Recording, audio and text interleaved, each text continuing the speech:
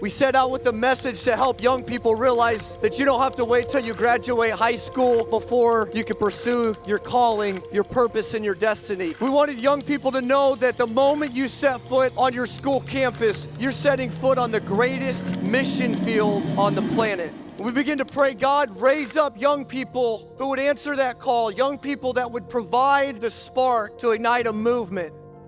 Hi, I'm Razan, and I'm the first campus missionary, and I started the first Youth Alive Club in Illinois.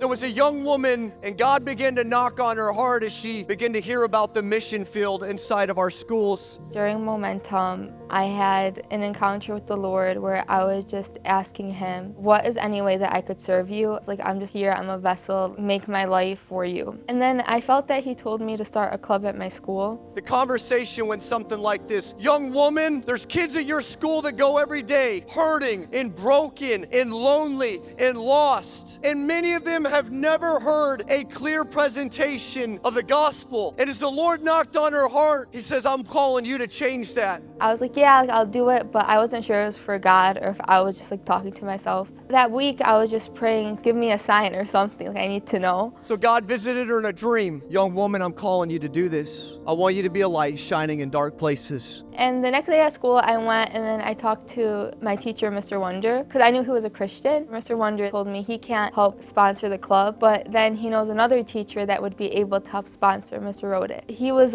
all for it. After that, I had to prep, I had to make bullet points to present it to my principal. And then she had to take it to the board. The administration, they weren't really all for it, and they kept fighting us like back. We started this in about November, December, and then the club initiated in March. March 2nd, 2022, this young woman started the very first Youth Alive Club in the state of Illinois, and her story is inspiring a movement across our state. When you obey God, you think it's something that's just for you. Why me? Why do I have to obey? What does my obedience have to do with anything? When you obey God, He uses it for the kingdom of God in so many ways that you wouldn't even understand. He will grow the kingdom of God with like a small thing that you thought is nothing. It's not nothing to Him. When I started my Youth Alive Club, I thought it was going to be the small thing in my school. And then soon, Billy and Katie started telling my story to so many people. And then it started a good amount of the Youth Alive Club.